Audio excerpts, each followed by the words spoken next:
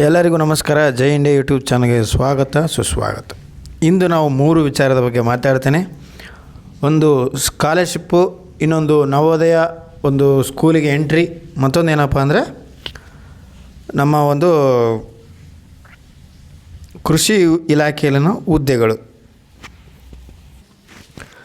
Scholarship, ಕೃಷಿ ಇಲಾಖೆ ಹುದ್ದೆ ನೇಮಕಾತಿ ಮತ್ತು ನವೋದಯದ ಬಗ್ಗೆ ಮಾತಾಡ್ತಿದ್ವಿ. ಹಾಗಾದರೆ ಒಂದೊಂದು ಡೀಟೇಲ್ ಆಗಿ ನೋಡ್ಕೊಂಡು ಹೋಗೋಣ. ಹೆಚ್ಚಿನ ಮಾಹಿತಿ ಏನಾದರೂ ಬೇಕಾದರೆ ನಮ್ಮ ಚಾನಲ್ಗೆ ನೀವು ಕಾಮೆಂಟ್ಸ್ ಮೂಲಕ ತಿಳಿಸ್ಬೋದಾಗಿದೆ.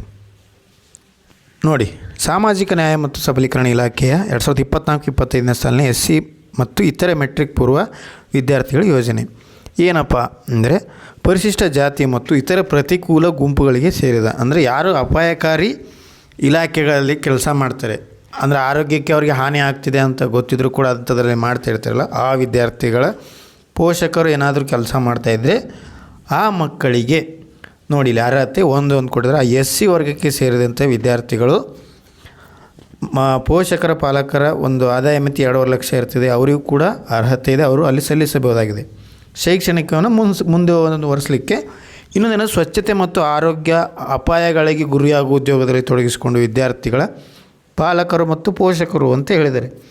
ಇದನ್ನು ತಿಳ್ಕೊಬೇಕಂದ್ರೆ ಇಲ್ಲಿ QR ಕೋಡ್ ಇದೆ. ವಿವರವಾದ ಮಾನದಂಡ ಬೇಕಾದರೆ QR ಕೋಡ್ಗೆ ಸ್ಕ್ಯಾನ್ ಮಾಡ್ಕೋಬೋದು. ನೀವೀಗ ನೋಡ್ಕೊಳ್ಳಿ, ಈ QR ಕೋಡನ್ನು ನೀವು ಸ್ಕ್ಯಾನ್ ಮಾಡೋಕ್ಕೆ ಕೂಡ ನಿಮಗೆ ಮಾಹಿತಿಯನ್ನು ಸಿಗ್ತದೆ.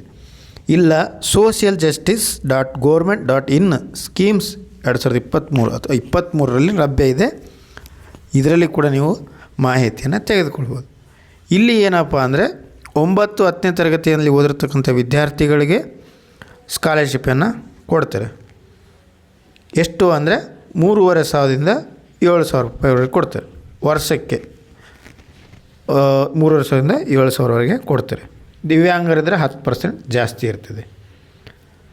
ವಿದ್ಯಾರ್ಥಿಗಳು ತಮ್ಮ ಸಂಬಂಧಿಸಿದ ರಾಜ್ಯ ಸ್ಕಾಲರ್ಶಿಪ್ ಪೋರ್ಟ್ಗಳಲ್ಲಿ, ಈಗ ಕರ್ನಾಟಕದ್ದು SSP ಅಂತ ಇದೆ, SSPಯಲ್ಲಿ ಇದ್ದರೆ ಆಂಧ್ರದ್ದು ಸಪ್ರೇಟ್ ಇರ್ತದೆ. ಇಡೀ ಭಾರತ ದೇಶಕ್ಕೆ ಇದು ಸ್ಕಾಲರ್ಶಿಪ್ಪನ್ನು ಕೊಡ್ತದೆ. ಏನು ಬೇಕು, ವಿದ್ಯಾರ್ಥಿಯು ಸರಿಯಾಗಿ ಕಾರ್ಯನಿರ್ವಹಿಸುವ ಮೊಬೈಲ್ ನಂಬರ್, ಆಧಾರ್ ಲಿಂಕ್ ಉಳ್ಳ ಬ್ಯಾಂಕ್ ಖಾತೆ ಇರಬೇಕು, ಆದಾಯ ಪ್ರಮಾಣಪತ್ರ, ಜಾತಿ ಪ್ರಮಾಣಪತ್ರ ಇರಬೇಕು.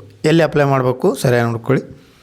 http://socialjustice.government.in schemes/23 ಅಲ್ಲಿ ಲಭ್ಯವಿದೆ ಅಂತ ಹೇಳಿದರೆ QR ಕೋಡ್ ಕೂಡ ಕೊಟ್ಟಿದ್ದಾರೆ.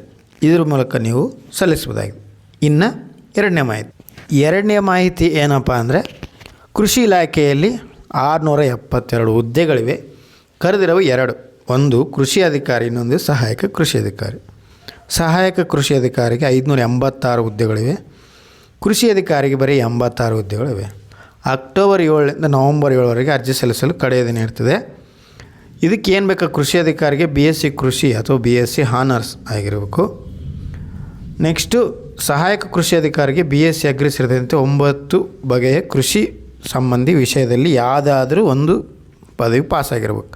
ಇದರ ಬಗ್ಗೆ ಮತ್ತೆ ಹೆಚ್ಚಿನ ಮಾಹಿತಿನ ನಾನು ನಿಮಗೆ ಸಪ್ರೇಟ್ ವಿಡಿಯೋ ಮಾಡ್ತೀನಿ. ಗರಿಷ್ಠ ವಯೋಮಿತಿ ಸಾಮಾನ್ಯ ವರ್ಗದವರಿಗೆ 38 ವರ್ಷ, 2A 2B 3A 3B ಅವರಿಗೆ 41 ವರ್ಷ, SC ST ಪ್ರವರ್ಗ 1ಕ್ಕೆ 43 ವರ್ಷಗಳ ಒಂದು ಅರ್ಹತೆ ಇರ್ತದೆ. ಶುಲ್ಕ ಸಾಮಾನ್ಯ ವರ್ಗದವರಿಗೆ 600 ರೂಪಾಯಿ, 2A 2B 3Aಗೆ 300 ರೂಪಾಯಿ, SC STಗೆ ಪ್ರವರ್ಗ 1ಕ್ಕೆ, ಮಾಜಿ ಸೈನಿಕರಿಗೆ ಶುಲ್ಕ ವಿನಾಯಿತಿಯನ್ನು ಕೊಟ್ಟಿರ್ತಾರೆ. ಕಡ್ಡಾಯ ಕನ್ನಡ ಪರೀಕ್ಷೆ ಪಾಸಾಗಬೇಕು ಮತ್ತು ಸ್ಪರ್ಧಾತ್ಮಕ ಪರೀಕ್ಷೆ ಮೂಲಕ ಪಾಸಾದರೆ ಮಾತ್ರ ನಮಗೆ ಕೃಷಿ ಇಲಾಖೆಯಲ್ಲಿ ಉದ್ಯೋಗವನ್ನು ಕೊಡ್ತಾರೆ. http://kpsc.carnikin ಇದರಲ್ಲಿ ಹೋಗಿ ನೀವು ಪರಿಶೀಲನೆ ಮಾಡಬಹುದು. ಈಗ ಅಕ್ಟೋಬರ್ 7ರಿಂದ ಏನಂದರೆ ಅರ್ಜಿ ಸಲ್ಲಿಕೆ ಆಗ್ತದೆ, ಗಮನದಲ್ಲಿ ಇಟ್ಕೊಳ್ಳಿ. ನವೋದಯ ವಿದ್ಯಾಲಯ ಸಮಿತಿ, ಇದಕ್ಕೆ ಲ್ಯಾಟ್ರಲ್ ಎಂಟ್ರಿ ಪರೀಕ್ಷೆಯ ಮೂಲಕ ನೀವು ಏನಾದರೂ ಹೋಗ್ಬೇಕಂದ್ರೆ ಲ್ಯಾಟ್ರಲ್ ಎಂಟ್ರಿ ಎಕ್ಸಾಮ್ ಅಂದರೆ ಮಧ್ಯದಲ್ಲಿ ನೀವು ಹೋಗಿ ಜಾಯ್ನ್ ಆಗಬೇಕಾಗಿದೆ. ಹೇಗೆ ಅಂದರೆ 9-11ಕ್ಕೆ. ಯಾವ ರೀತಿ, ಈಗ 8ನೇ ತರಗತಿಯಲ್ಲಿ ಅಧ್ಯಯನ ಮಾಡ್ತಾ ಇರೋರು ಅಪ್ಲೈ ಮಾಡಬಹುದಾಗಿದೆ. ಅವರು ಜಿಲ್ಲೆಯ ಮೂಲ ನಿವಾಸಿ ಆಗಿರಬೇಕು. ಇನ್ನೊಂದೇನಪ್ಪ ಅಂದರೆ ಡೇಟ್ ಆಫ್ ಬರ್ತ್ ನೆನ್ಪಿಟ್ಕೊಳ್ಳಿ, 1/5/2010ರಿಂದ 31/7/2012 ಇರಬೇಕು. ಇದರಲ್ಲಿ ಯಾವುದೇ ಕ್ಯಾಸ್ಟಿಗೂ ಹೆಚ್ಚು ಕಡಿಮೆ ಇಲ್ಲ, ಎಲ್ಲ ಒಂದು ವಿದ್ಯಾರ್ಥಿಗಳಿಗೆ ಸೇಮ್ ಒಂದು ಕೊಟ್ಟಿರ್ತಾರೆ. ಎಕ್ಸಾಮ್ ಯಾವ ರೀತಿ ಅಂದರೆ ಹಿಂದಿ, ಇಂಗ್ಲೀಷ್, ಗಣಿತ, ವಿಜ್ಞಾನ ಇರ್ತದೆ. ಇದು OMR ಆಬ್ಜೆಕ್ಟಿವ್ ಟೈಪ್ ಇರ್ತದೆ. ದ್ವಿಭಾಷೆಯಲ್ಲಿ ಮಾತ್ರವಿರ್ತದೆ. ಇಂಗ್ಲೀಷ್, ಹಿಂದಿ ಮಾತ್ರ ಇರ್ತದೆ, ಕನ್ನಡ ಭಾಷೆಯಲ್ಲಿ ಇರಲ್ಲ. ಇದನ್ನು ತಿಳ್ಕೊಬೇಕು ಅಂತಂದರೆ navodaya.gov.in ವೆಬ್ಸೈಟಲ್ಲಿ ತಿಳ್ಕೊಬೋದು ಯಾವ ರೀತಿ ಸಿಲೆಬಸ್ ಇರ್ತದೆ ಅನ್ನೋದನ್ನು. ಹಾಗೆ ಈ ಕಡೆ ನೀವು 11ನೇ ತರಗತಿ ನಾವು ಹೋಗ್ಬೇಕು, ಲ್ಯಾಟ್ರಲ್ ಎಂಟ್ರಿ ಆಗ್ಬೇಕಂದ್ರೆ ಈಗ ಸದ್ಯದಲ್ಲಿ ಅವರು ಏಪ್ರಿಲ್ 24ರಿಂದ ಮಾರ್ಚ್ 25ರ ಅವಧಿಯೊಳಗೆ 10th ಓದಿರ್ಬೇಕು ಅವರು. ಅಭ್ಯರ್ಥಿಯು ಜನ್ಮ ದಿನಾಂಕ 1/6/2008ರಿಂದ 31/7/2010 2 ದಿನಾಂಕ ಒಳಗಿದ್ದರೆ ಅವರು 11ನೇ ತರಗತಿಗೆ ಹೋಗಲಿಕ್ಕೆ ಅವಕಾಶ ಇದೆ. ಎಕ್ಸಾಮ್ಗೆ ಏನು ಆಯ್ಕೆ ಪರೀಕ್ಷೆ ಅಂದರೆ ಒಂದು ಮಾನಸಿಕ ಸಾಮರ್ಥ್ಯ, ಇಂಗ್ಲೀಷ್, ಗಣಿತ, ವಿಜ್ಞಾನ, ಸಮಾಜ ವಿಜ್ಞಾನ ಈ ಒಂದು ವಿಚಾರದ ಮೇಲೆ ಎಕ್ಸಾಮ್ ನಡೆಸ್ತಾರೆ. ಇವರು ಅಧ್ಯಯನದ ಜಿಲ್ಲೆನೂ ಮತ್ತು ನಿವಾಸ ಒಂದೇ ಆಗಿದ್ದರೆ ಮಾತ್ರ ಆಯಾ ಜಿಲ್ಲಾ ಮಟ್ಟದ ಮತ್ತು ಮೆರಿಟ್ ಮೇಲೆ ಆಯ್ಕೆ ಆಗ್ತೀರಿ. ಇದೇನೆಂದರೆ ಉಚಿತವಾಗಿ ಅರ್ಜಿಯನ್ನು ಸಲ್ಲಿಸಬಹುದಾಗಿದೆ. ನವೋದಯ ವಿದ್ಯಾಲಯ ಸಮಿತಿ ಇದು ಕೂಡ ಭಾರತ ಸರ್ಕಾರ ಶಿಕ್ಷಣ ಸಚಿವಾಲಯದ ಅಡಿಯಲ್ಲಿ ಕೆಲಸವನ್ನು ಮಾಡ್ತಿದೆ. ಅರ್ಜಿ ಸಲ್ಲಿಸಲು ಕೊನೆಯ ದಿನಾಂಕ 30/10/2024.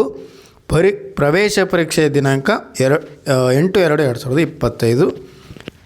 ಎಲ್ಲ ವಿದ್ಯಾರ್ಥಿಗಳಿಗೆ, ಪೋಷಕರಲ್ಲಿ, ನಮ್ಮ ಸ್ನೇಹಿತರಲ್ಲಿ ಒಂದು ವಿನಂತಿ ಏನಂದರೆ ಯಾರ್ಯಾರಿಗೆ ಮಾಹಿತಿಯನ್ನು ತಿಳಿಯಬೇಕಾಗಿದೆ ಅವರಿಗೆ ಮಾಹಿತಿಯನ್ನು ತಿಳಿಸಿ, ತಿಳಿಯದವರು ತಿಳಿದುಕೊಳ್ಳಲಿ, ಅವರಿಗೆ ಬೇಕಾದಂತಹ ಅವಕಾಶಗಳನ್ನು ಪಡೆದುಕೊಳ್ಳಲಿ ಅನ್ನೋದೇ ನಮ್ಮ ಜೈ ಇಂಡಿಯಾ ಸೈನ್ಸ್ನ ಒಂದು ಆಶಯ. ನಮ್ಮ ಜೈ ಇಂಡಿಯಾ ಸೈನ್ಸ್ ಮಾಹಿತಿಯನ್ನು ಕೊಡೋದಕ್ಕಾಗಿಯೇ ಇದೆ. ಯಾವುದೇ ಮಾಹಿತಿಯನ್ನು ನೀವು ಕಮೆಂಟ್ ಮೂಲಕ ಕೇಳಬಹುದು. ದಯವಿಟ್ಟು ಎಲ್ಲ ವಿದ್ಯಾರ್ಥಿಗಳ ಪೋಷಕರಿಗೆ ಶೇರ್ ಮಾಡಿ ಅಂತ ಹೇಳ್ತಾ, ತಾಯಿ ನವರಾತ್ರಿಯ ಎಲ್ಲ ತಾಯಿಯರು ಅಂದರೆ ದೇವಿಯ ಆಶೀರ್ವಾದ ಇರಲಿ ಅಂತ ಹೇಳ್ತಾ ಎಲ್ಲರಿಗೂ ಶುಭವಾಗಲಿ.